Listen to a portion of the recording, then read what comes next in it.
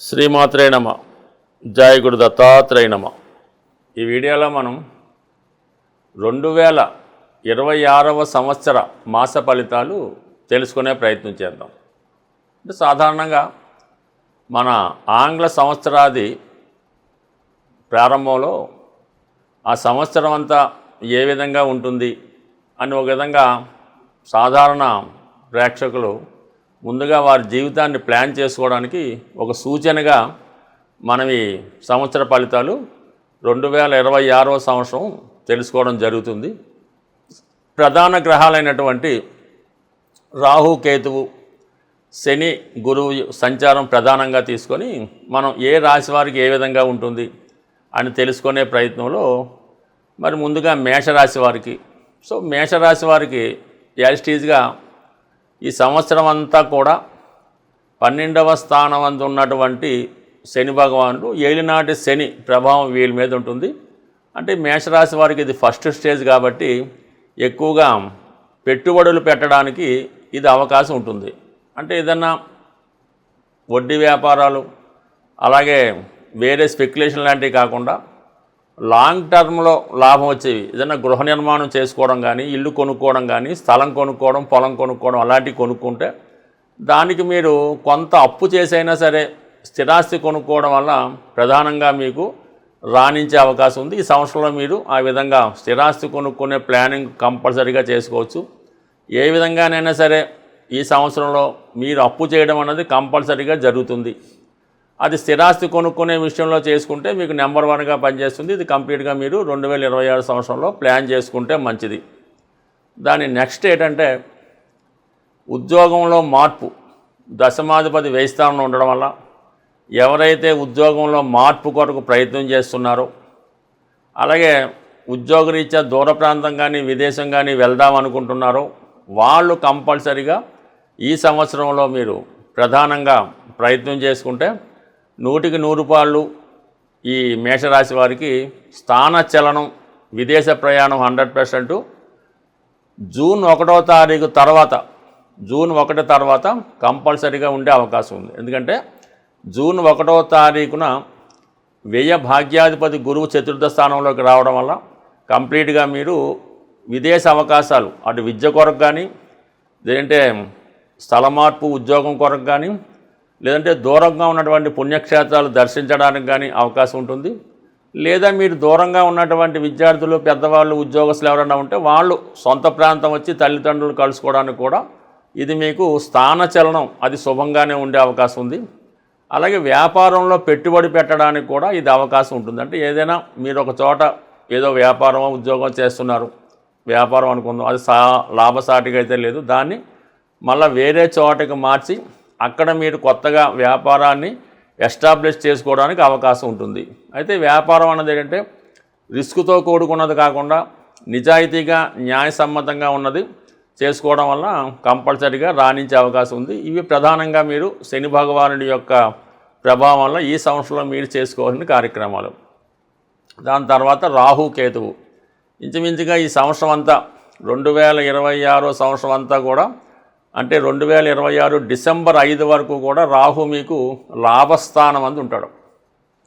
లాభస్థానంలో ఉన్నటువంటి రాహు విదేశ అవకాశాలు ఎక్కువగా వస్తాయి. విదేశ మిత్రుల నుంచి, విదేశ బ్యాంకుల నుంచి ఆర్థిక సహకారం లభించే అవకాశం ఉంది.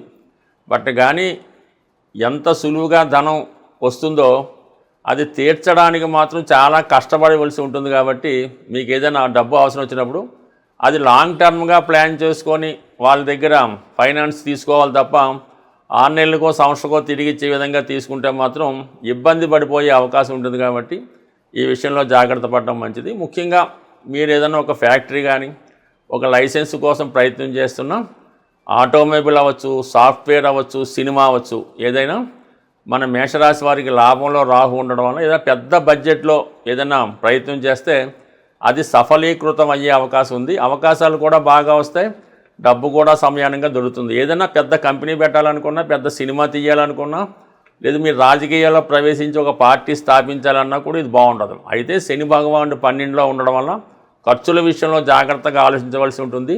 మీ చుట్టూ ఉన్నవారిని జాగ్రత్తగా ఆలోచించవలసి ఉంటుంది. ఎందుకంటే వాళ్ళు మిమ్మల్ని ముంచే అవకాశం ఉంటుంది కాబట్టి ఏదైనా దగ్గరగా ఉండి పర్యవేక్షించుకొని ఏ విషయంలో కూడా వేస్ట్ లేకుండా ప్రతి పని మీరు చేసుకున్నప్పుడు ఇటువంటి పెద్ద పెద్ద వ్యవహారాలు మీరు స్టార్ట్ చేస్తే రాహు మీకు సంపూర్ణంగా సహకరించే అవకాశం ఉన్నది.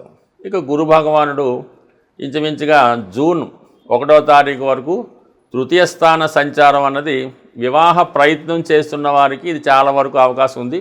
ఏదైతే మీరు జీవితంలో ప్రయత్నం చేద్దాం అనుకుంటున్నారో, ఏదైతే ఒక తీరని కోరిక ఉందో అది సఫలీకృతం అవ్వాలని కోరుకుంటున్నారో, అది సంతానం అవ్వచ్చు, విద్య అవ్వచ్చు, ధనం అవ్వచ్చు, ఏదైనా జ్ఞానం అవ్వచ్చు, ఏదైనా కొత్త విషయం అవ్వచ్చు, ఏదైనా ఆధ్యాత్మిక విషయం కూడా కావచ్చు.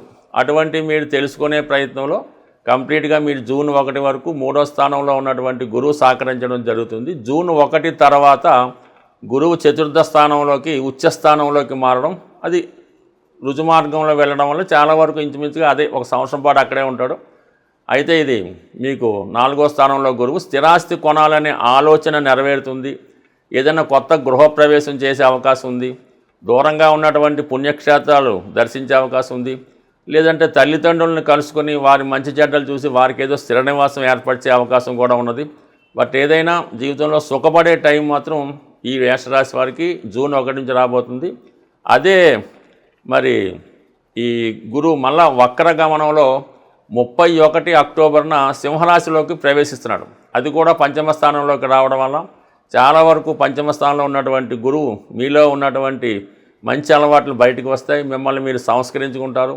సంతాన విషయంలో చాలా శుభవార్తలు ఆ సమయంలో మీరు వినే అవకాశం ఉంది. మొత్తం మీద ఈ గురు భగవానుడు 2026వ సంవత్సరంలో మరి జూన్ 1 వరకు మిథున రాశిలోను, తర్వాత కర్కాటక రాశిలోను, తర్వాత అతిచార ద్వారా అంటే మళ్ళీ స్పీడ్గా 31 అక్టోబర్ని సింహరాశిలో ప్రవేశించి ఇంచుమించుగా అక్కడ కొన్నాళ్ళు అంటే జనవరి నెల వరకు ఉండి మళ్ళీ బ్యాక్ రావడం జరుగుతుంది. దానికోసం ప్రత్యేక వీడియో తీసుకోవచ్చు. బట్ ఏదైనా మన మేషరాశి వారికి గురువు జూన్ 1వ తారీఖు తర్వాత అత్యంత బలవంతుడే. మీతో ఏదైనా స్థిరాస్తి కొనిపించడం కానీ, ప్లేస్ మారడం కానీ, విదేశ ప్రయత్నం చేయడం కానీ 100% జరిగే అవకాశం ఉంది. లేదంటే మీ పేరుని ఏదైనా ఆస్తి, మీ తల్లిదండ్రులు మీ పేరుతో ఆస్తి రాయడం కానీ, ఈ విధంగా కొన్ని సెటిల్మెంట్లు స్థిరంగా జరిగే అవకాశం ఉంది. గోచార రీత్యా కానీ జన్మజాతక రీత్యా జరుగుతున్నటువంటి దశలు జరుగుతున్నప్పుడు కానీ ఆ గ్రహాలు మనకు అనుకూలించాలంటే ఆ గ్రహ అనుకూలత కొరకు కొన్ని పరిహారాలు అన్నవి ఉండడం జరుగుతూ ఉంటుంది. ఏదైనా మనం ప్రయత్నం బట్టి ఏ గ్రహం ఆ ఫలితం ఇస్తుందో ఆ గ్రహాన్ని మనం ప్రసన్నం చేసుకుంటే కంపల్సరిగా ఆ గ్రహం మనకి అనుకూలమైన ఫలితాలు ఇవ్వడం జరుగుతూ ఉంటుంది. సర్వసాధారణంగా మనకి జన్మ లగ్నం రీత్యా, జన్మ రాశి రీత్యా ఏ గ్రహం అయితే అనుకూలంగా ఉంటుందో ఆ గ్రహానికి సంబంధించినటువంటి రత్నధారణ అన్నది జరుగుతూ ఉంటుంది. ఆ రత్నం పెట్టుకోవడం జరుగుతూ ఉంటుంది.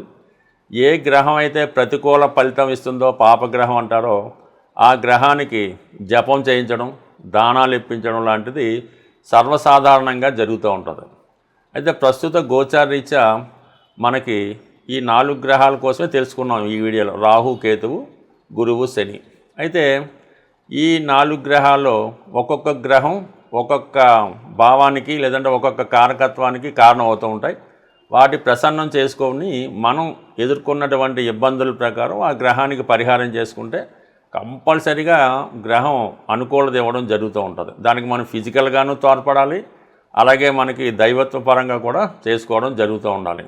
సపోజ్ మనం శని భగవానుడికి శాంతి చేయించుకోవాలి, పరిహారం చేయించుకోవాలనుకున్నప్పుడు మనం కూడా చాలా క్రమశిక్షణతో ఉంటూ సూర్యోదయానికి ముందే లెగిసి శరీర శ్రమ చేస్తూ ఉండాలన్నమాట. చిన్న విషయానికి పెద్ద విషయానికి ఇతరుల మీద ఆధారపడకుండా మనకు మనమే ఆధారపడుతూ చాలా శుచిగా శుభ్రంగా ఉంటూ అలాగే ఒక మంచి సాంప్రదాయ దుస్తులు ధరించు, ఈ గడ్డం అది పెంచేసి తలగడ్డ పెంచకుండా పర్ఫెక్ట్గా కనబడుతూ ఉంటూ, అలాగే శని భగవాన్ యొక్క అనుగ్రహం కోసం మరి ప్రతి నిత్యం వీలైతే లేదంటే ప్రతి సోమవారం, ప్రతి శనివారం అంటే ఎప్పుడు వీలైతే అప్పుడు శివుణ్ణి ఆరాధించడం వల్ల, అలాగే ఎక్కువగా మీ కుటుంబంలో ఎవరైతే వృద్ధులు చేతకాని వాళ్ళు ఉంటారో వాళ్ళని కనీసం మీరు ఇసుక్కోకుండా వాళ్ళకి దగ్గరగా ఉంటూ వాళ్ళకి ఏమి కావాలి అన్నది ఏదో ఏ బిస్కెట్ ప్యాకెటో బిళ్ళలో ఏవో మందులో వాళ్ళు సాయం చేస్తూ వాళ్ళకి ఏదన్నా సహాయం చేస్తే అంటే మీ కుటుంబంలో వృద్ధులకి మీరు సహాయం చేయడం వల్ల శనిగ్రహ అనుగ్రహం లభిస్తుంది. ఇప్పుడు ఎవరైతే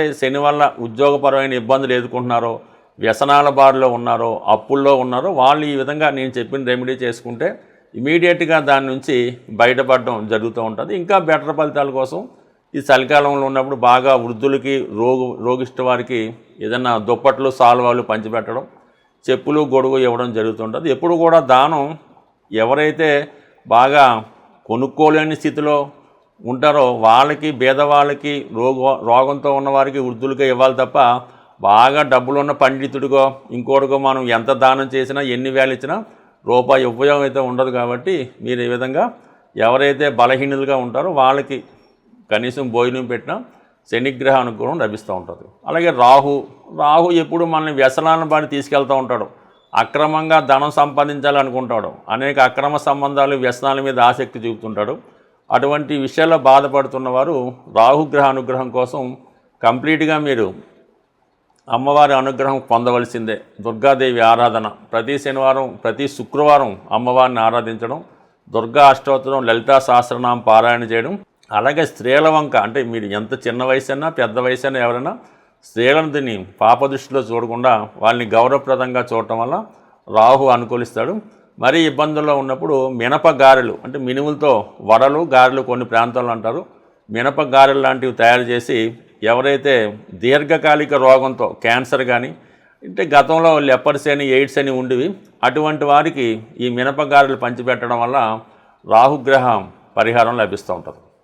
అలాగే కేతు నిరాశ నిస్సు కారణమవుతుంటాడు. కేతు వల్ల ఇబ్బంది పడుతున్న వాళ్ళు వాళ్ళకి దేవాలయంలో ఉన్నటువంటి సాధువులకి ఎండు ఖర్జూరం, అలాగే వారికి కావాల్సినటువంటి ధనం, అంటే 11 రూపాయలు కొంత ఎండు ఖర్జూరం ఆ సాధువులకి పంచిపెట్టడం వల్ల కానీ, లేదంటే సాధువులకి ఒకరోజు భోజనం పెట్టి వాళ్ళకి వస్త్రదానం చేయడం వల్ల కేతువు మీకు సహకరిస్తుంది. అంటే కేతు కేవలం సన్యాసులకు మాత్రమే మీరు ఇటువంటి భిక్ష చేయవలసి ఉంటుంది.